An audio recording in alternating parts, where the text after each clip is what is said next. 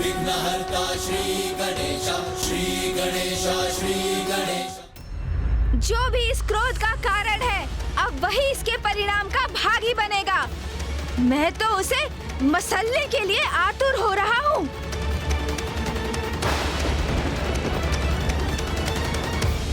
किंतु वो स्थान तो बहुत दूर प्रतीत हो रहा है। समय से मैंने एक टोकरी मोदक तक नहीं चखे। ऐसे में वहाँ जाऊंगा कैसे? मूषक जी को बुलाता हूँ। मूषक जी, मूषक जी। ये जिसका भी दुष्कृत्य है, उसे अब उचित दंड दूंगा मैं। प्रभु, प्रभु, मैं आ गया प्रभु। प्रभु, अंततः बुला ही लिया आपने मुझे। मैंने नहीं बुलाया, किसी को नहीं बुलाया मैंने। नहीं बुलाया? अर्थात प्रभु, अभी तो आपका स्वर सुना मैंने। कैलाश में इतना सुंदर दिवस था आज। मैं भोजन से तृप्त होकर उपवन में विश्राम कर रहा था प्रभु। आकाश में मेघों की सुंदर आकृतियां देखकर प्रकृति का आनंद लेते हुए मैं बस निद्रा में खोने ही वाला था, और तभी आपके स्वर मेरे कानों में गूंजा। मूषक जी, मूषक जी। मैंने कहा ना, मैंने किसी को नहीं बुलाया। प्रभु, आप बुरा मत मानिएगा, किंतु इन दिनों आपको क्रोध बहुत आ रहा है प्रभु। मूषक जी। एक और प्रभु। प्रभु। मूषक जी, आप यहाँ क्या कर रहे हैं? कितने समय से पुकार रहा हूँ मैं आपको। आप मेरे मार्ग से हटने का कष्ट करेंगे?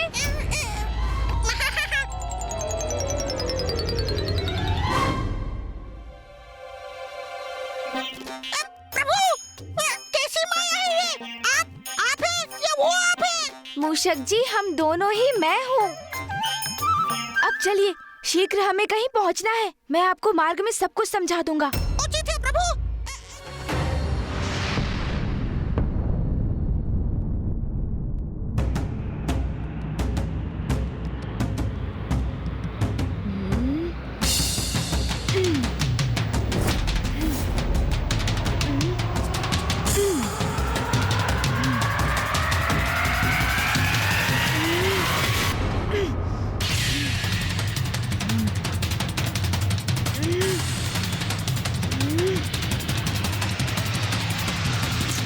मैं भी जानने का प्रयास करता हूँ प्रभु।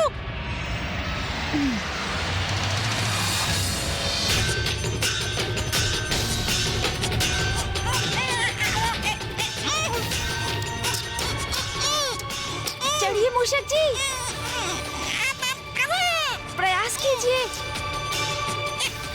क्या हमारा वहाँ जाना आवश्यक है प्रभु? ये चढ़ाई चढ़ना मेरे लिए संभव नहीं। और थोड़ा बल लगाइए मूषक जी, साहस रखिए, तभी चढ़ना संभव हो पाएगा। चलिए मूषक जी, आगे बढ़िए। मूषक जी, थोड़ा और। मूषक जी, शीघ्रता कीजिए और प्रयास कीजिए। मैं अपने अन्य स्वरूप में शिखर तक पहुंच चुका हूँ। मेरे अन्य स्वरूप पर दृष्टि बनी रहे, ये अनिवार्य है। हाँ प्रभु। शीघ्रता कीजिए मूषक जी, शीघ्रता कीजिए। प्रभु, आगे बढ़िए।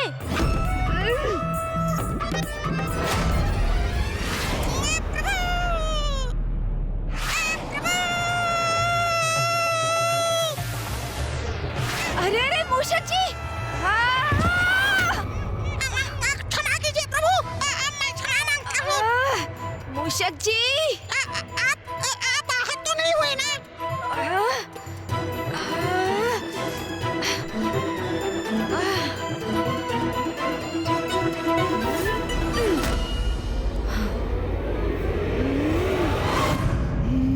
मूषक जी को उलाहना मत दो, इसमें उनका कोई दोष नहीं है।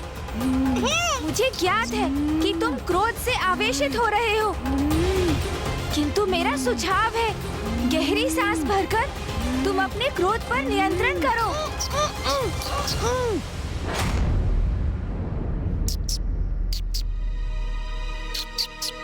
स्मरण रखना, हम तुम्हारे क्रोध से उस स्रोत तक पहुंचना चाहते हैं। इस क्रोध को स्वयं पर हावी मत होने दो, क्योंकि ये क्रोध तुम्हारा मूल स्वभाव नहीं है।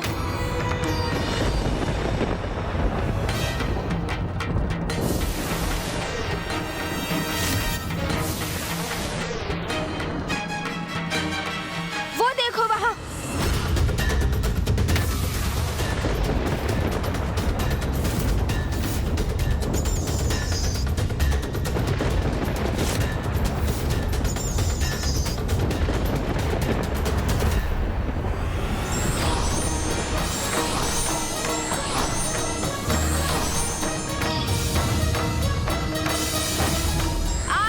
मनोहर रूप पर जिसकी भी दृष्टि पड़ेगी चंद्रदेव, वो कलंकित हो जाएगा।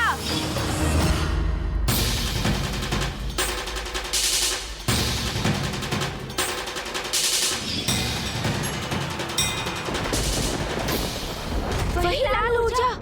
अपने जन्म दिवस से ही मैं बार बार उत्तेजित हो उठता हूँ। हाँ, मुझे भी बड़ा विचित्र आभास हुआ, जैसे कोई बाहरी ऊर्जा मेरे भीतर प्रवेश कर रही है। प्रतीत होता है कि जो हमारे क्रोध के मूल में ऊर्जा है, हमें उसका स्रोत प्राप्त हो गया है। जो भी हो, मैं तो बस इतना चाहता हूँ कि मुझे एक ही समय पर प्रभु के इन दोनों रूपों का वाहन ना बनना पड़े। जब हम इस स्रोत तक पहुँच ही गए हैं, तो आगे बढ़कर इसका निरीक्षण भी कर लेते हैं। उचित कहा तुमने।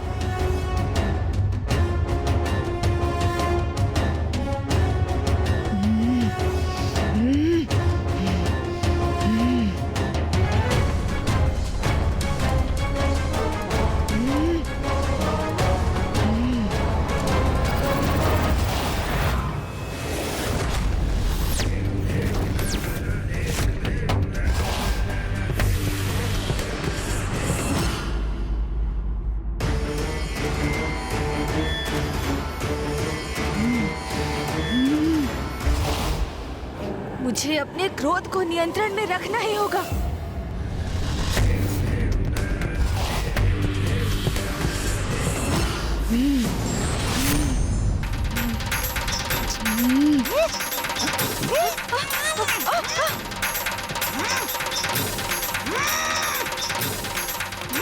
मूषक जी, क्या हुआ? अब मूषक जी कैसे उत्तेजित हो गए? मूषक जी! अरे मूषक जी, ये क्या कर रहे हैं?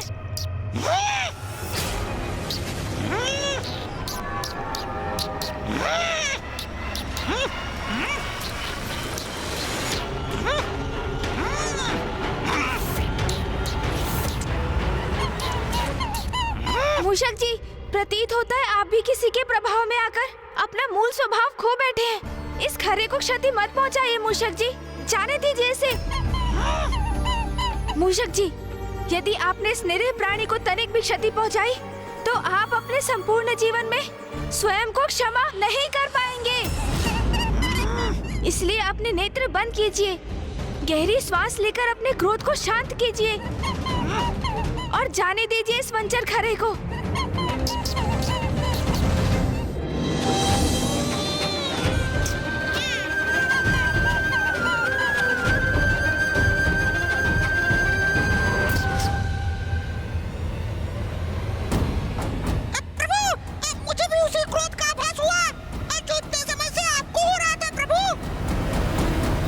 मेरे विचार से तुम्हें और मूषक जी को यहीं रुकना चाहिए। ये ऊर्जा विध्वंसकारी है। ओम नमः शिवाय। ओम नमः शिवाय। ओम नमः शिवाय। ओम नमः शिवाय। ओम नमः शिवाय। ओम नमः शिवाय। ओम नमः शिवाय। ओम नमः शिवाय।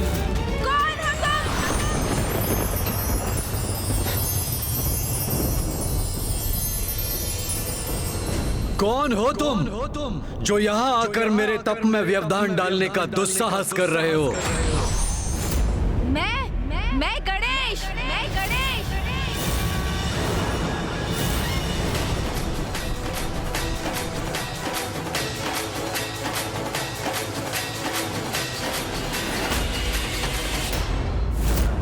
वास्तविकता में उनके दो ही पुत्र हैं, कुमार कार्तिकेय जी और प्रथम पूज्य गणेश जी। अच्छा, तो तुम हो गणेश। तुमसे पूर्व मैंने प्रश्न किया था, बताओ कौन हो तुम?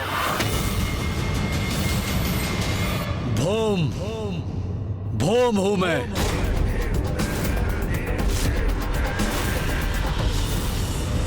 ये कौन है जिनका व्यक्तित्व एक अनोखी दिव्य दीप्ति से प्रकाशित है, जिनका रंग रूप इतना मनोहर और आकर्षक है, जिनके मुख पर क्रोध अवश्य है किंतु दुष्टता नहीं, इनकी लाल ऊर्जा के उत्पात से हम त्रस्त अवश्य हैं, किंतु इनके भीतर छिपी सकारात्मकता का भी आभास हो रहा है मुझे।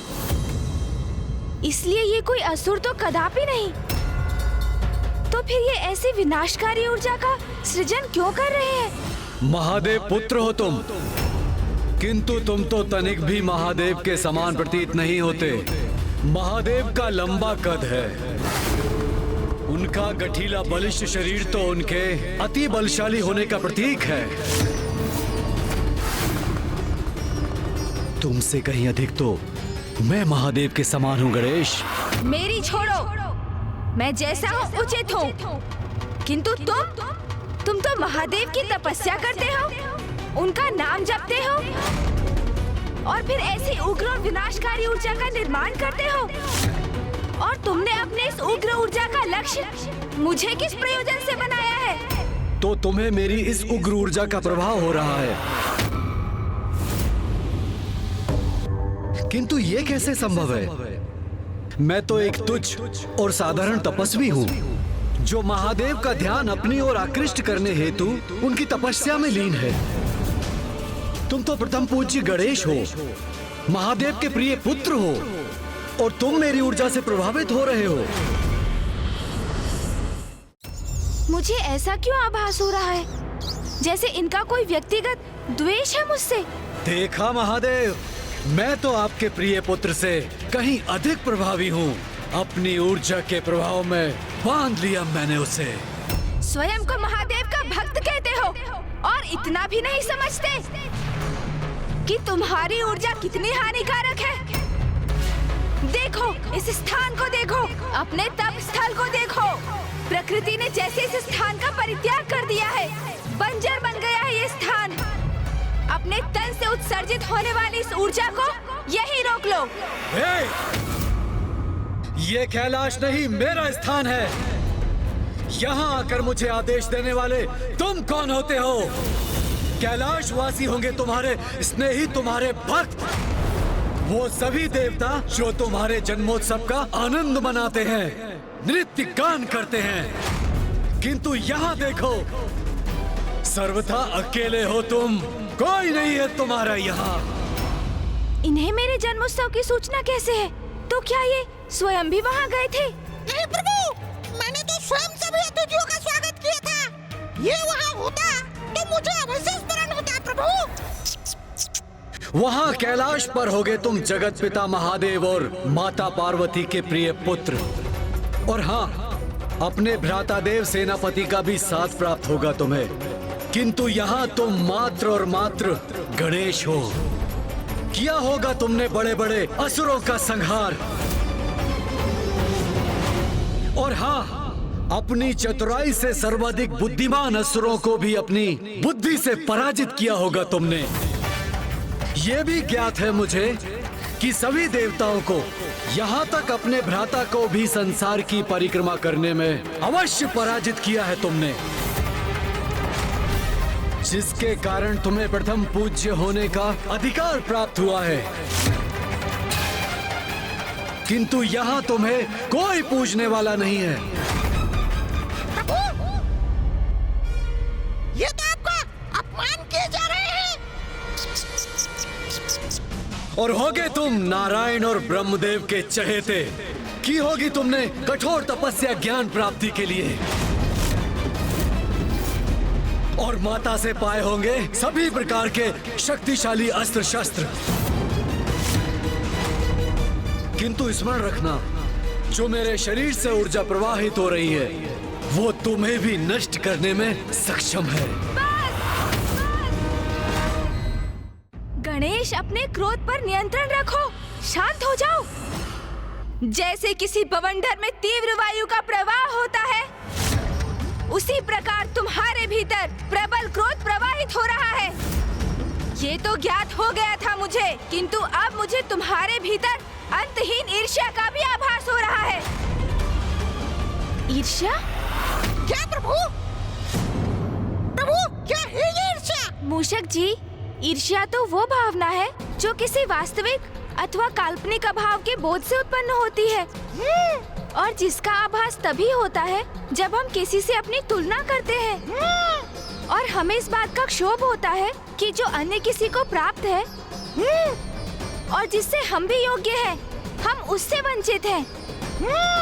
किंतु ऐसा क्या है जो मेरे पास है और इनके पास नहीं? प्रभु, मुझे ज्ञात है आपके सूंड। क्या मूषक जी? प्रभु, ईर्ष्या का तो कोई भी कारण हो सकता है ना। अब देखिए, आपके पास सूंड है, उसके पास नहीं। और ये भी संभव है कि आपके बड़े-बड़े लटके कान, उन्हें देखकर इसके भीतर ये भावना उमड़ती हो। ओहो, आप समझा प्रभु। कदाचित मेरे ही कारण ये सब हो रहा है। उसे इस बात की ईर्ष्या है कि मैं आपके साथ हूँ प्रभु, उसके साथ नहीं। ओहो, कितना मूर्ख है वो। मैं अभी जाकर उसे सब स्पष्ट कर देता हूँ प्रभु, समझा देता हूँ उसे। सावधान मूषक जी, उनके पास 4 हाथ हैं और वे एक अत्यंत प्रवीण योद्धा भी प्रतीत होते हैं। किंतु मेरे प्रति इतने ईर्ष्यालु क्यों है ये भौम? कौन है ये और क्या है इनका वास्तविक परिचय? मुझे तो ऐसा प्रतीत हो रहा है कि ये कोई सदात्मा ही है जिसे उनकी ईर्ष्या ने भटका दिया है। कदाचित ये ज्ञात करने के लिए मुझे ही वहाँ जाना होगा, और इससे भी अधिक ये ज्ञात करने कि वो मुझसे इतना क्रोधित क्यों है। प्रभु,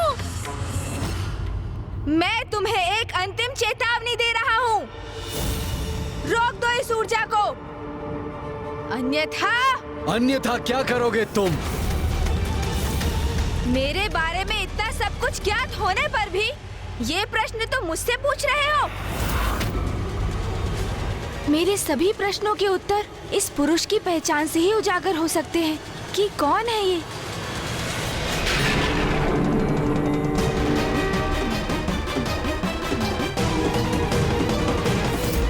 मैं भूदेवी हूँ। मेरी अपनी कोई संतान नहीं। आपके श्वेत की जो बूंद मुझ पर गिरी, उसने इस बालक का रूप ले लिया। महादेव, आप उसे मेरे पुत्र के रूप में भेंट दे दीजिए।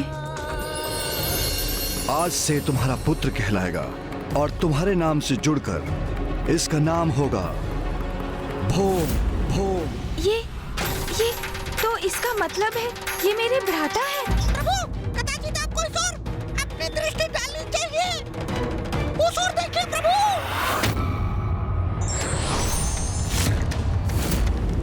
बस इतना ही?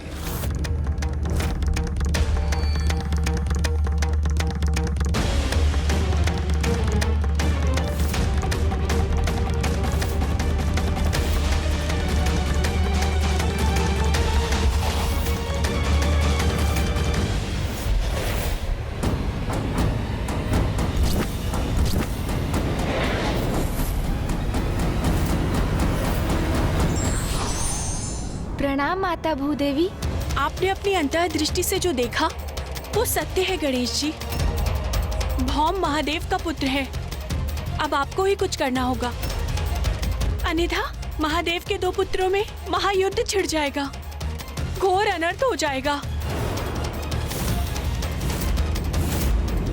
मैं तुम्हें पर्याप्त चेतावनी दे चुका हूँ भौम। किंतु अब मैं सृष्टि को तुम्हारी उग्र ऊर्जा के प्रकोप से रक्षित करूंगा। तुम्हारा ये अहंकार, ये विश्वास कि तुम मुझे पराजित कर सकते हो, हास्यास्पद है। तुम रोकोगे मुझे। तुम्हें कदाचित तनिक भी भान नहीं कि मैं कौन हूं। अब मैं अपने वार से तुम्हें उचित परिचय दूंगा। संभाल सको तो संभालो मेरा वार।